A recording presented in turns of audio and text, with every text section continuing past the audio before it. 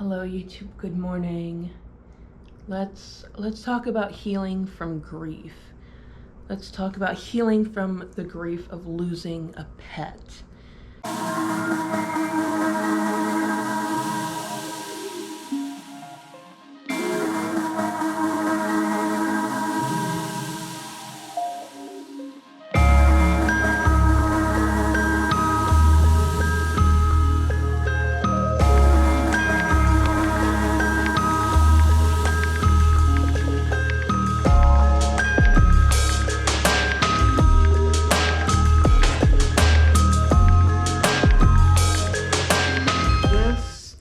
Is big.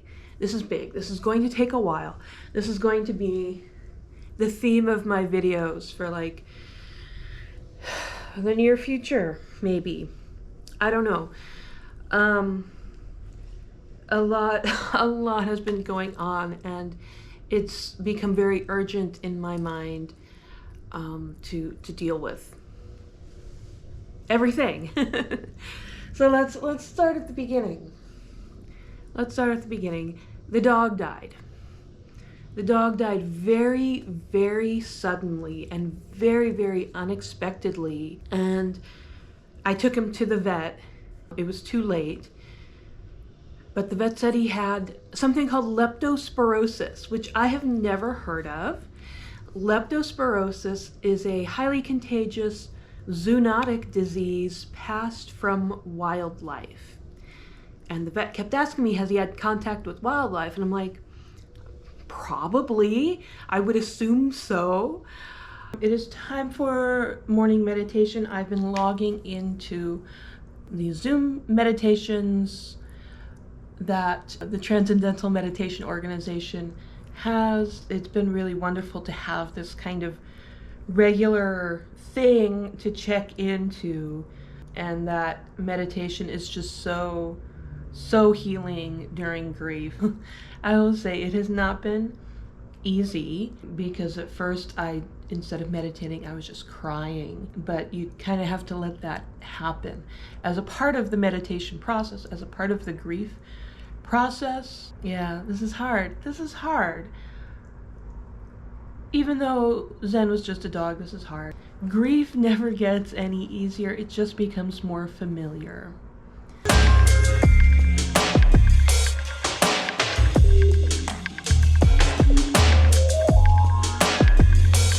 I look like shit, I feel like shit.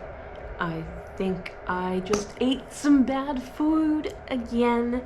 I'm throwing out all the rest of my fruit. It was 48 hours from him having a fever until he was gone. Like, that's how fast it was. And in looking into this tropical zoonotic disease that is apparently now in the area because of like climate change, I was really sick as well. I was having like this never-ending stomach flu where I would be up until 3 a.m. vomiting multiple times a week. And I called the doctor and I'm like, can I get some help from this? And they refer me here and there, and it takes a while to get appointments. I started with the doctor a month ago, and I still have like no results, no nothing. They, have been bouncing me back and forth, and the infectious disease department doesn't know what to do with me. And I mean, it's so incredibly frustrating here that I am dealing with a tropical zoonotic disease that is common enough that the vet was able to identify it right away. I had no idea this even existed. Like people talk about rats spread disease. Well, like, what disease? I don't know. They spread this disease and others too, apparently. It's like we as a society have become so far removed from nature that we do not understand the dangers.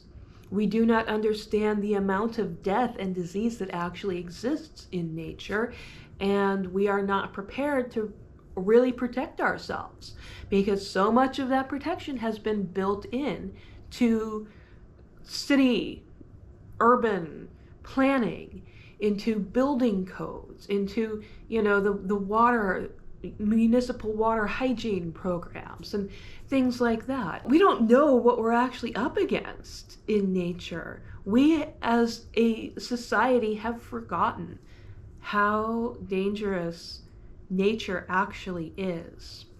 Now, I also, a few years back, you might remember, I lived out in the wilderness in a shack for a year and a half on that ashram. And I have never been more sick in my life. Not only did I have COVID really severely, but I had like constant parasite infections. And that was why I had to leave, because I had this like chronic intestinal parasite infection. If I had any contact with the water at all, I would get sick again. And it's just so hard. It has been so hard, and it has been so weird thinking about, I probably have the same disease that killed my dog, but it's a bacterial disease and all I need is antibiotics, but I can't get a doctor to actually prescribe me any antibiotics. And so I have been treating myself with herbal medicine. Again, like another point of failure in this system. First of all, we don't know what we're up against.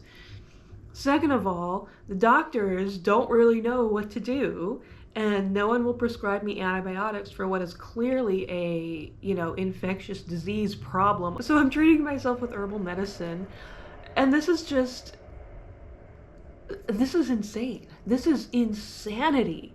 This is really not okay and really not good. I had the first meeting with my professor for my program, and let me tell you, I was so nervous about this meeting because I have been really struggling with my art. I've been really struggling with my health and really struggling to get medical care. And so he looked through the images I had submitted and kind of walked me through them one by one. And I kind of explained, like, this is one piece that I have been tearing apart and remaking and have remade like 6 times. And his feedback was so positive and so supportive, and I was so encouraged, and I did not have to like even get into any of my excuses, why I've been sick, what's going on, anything. I'm just so happy. I'm so happy with my program, with my professors. I went into the meeting being really nervous, feeling really bad about myself, feeling really anxious about how much work I'm doing and the quality of my work. And I came out of it feeling fantastic and feeling really encouraged and really excited about our next meeting in a month and what I will be able to show him then. So, I don't know. I think this is just what my creative life is going to look like, and I just have to move forward with my life and do what I can with what I have. But you know me, I'm a very environmental person. I'm a very like earth-based spirituality, nature lover kind of person. And here I am in my 40s, and my biggest problems that I'm having to deal with is infectious disease and parasites and zoonotic illness and things like that from being in nature.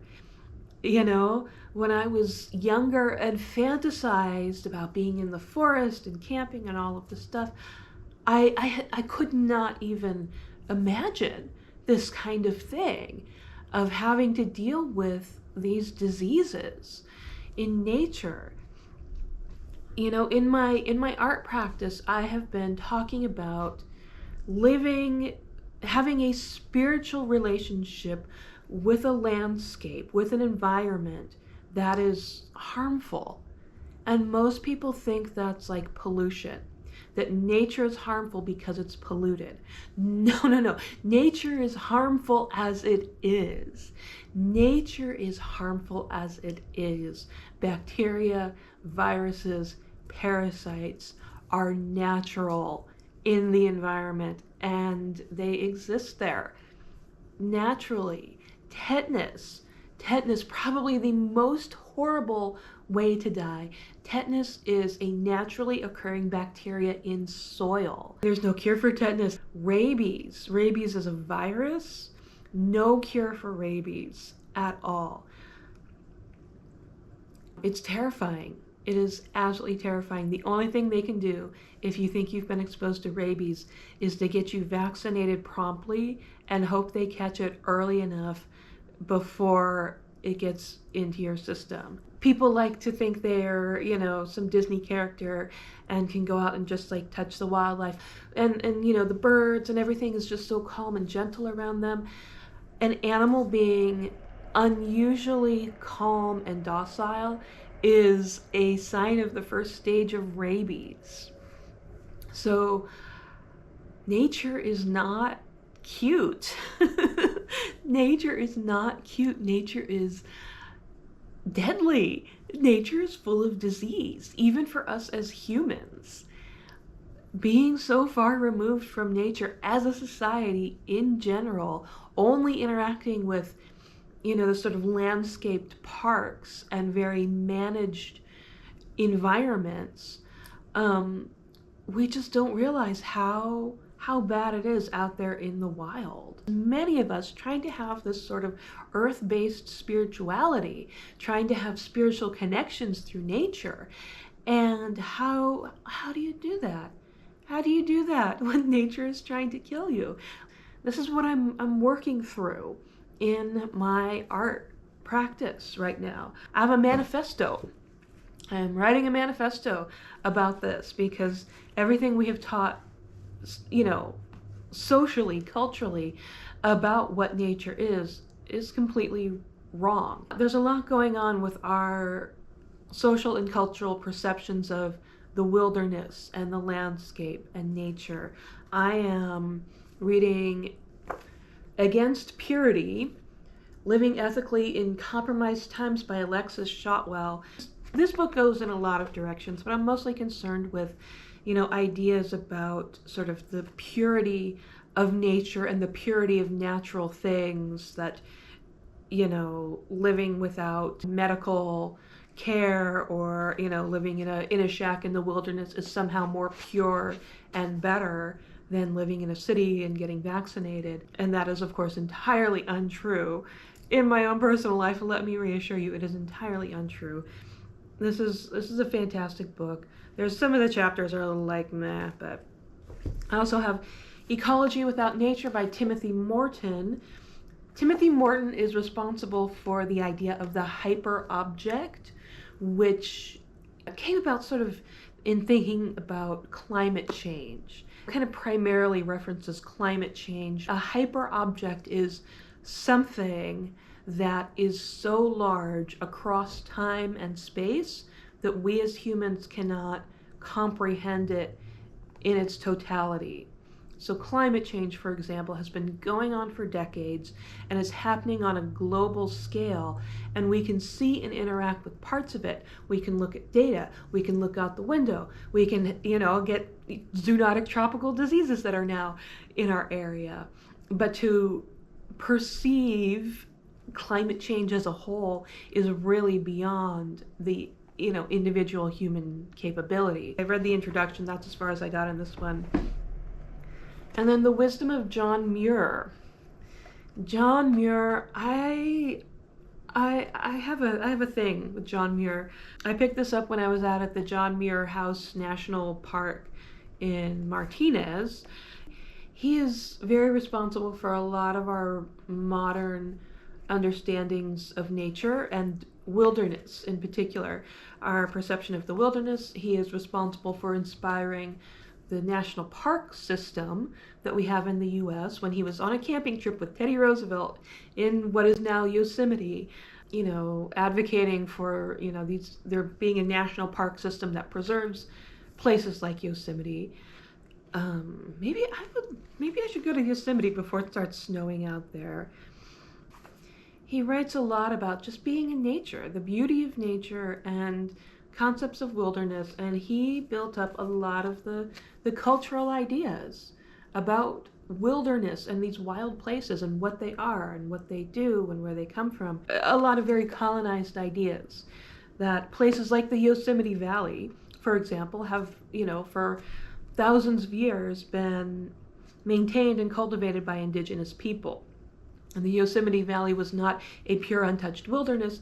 It was, a managed place where people lived, and, until we came in and saw how beautiful it was, and could not even imagine these indigenous people had been maintaining or creating this space. John Muir's work is such a keystone in our understanding and experience of nature and the environment. He's important to this, as much as there are certainly critiques and problematic points.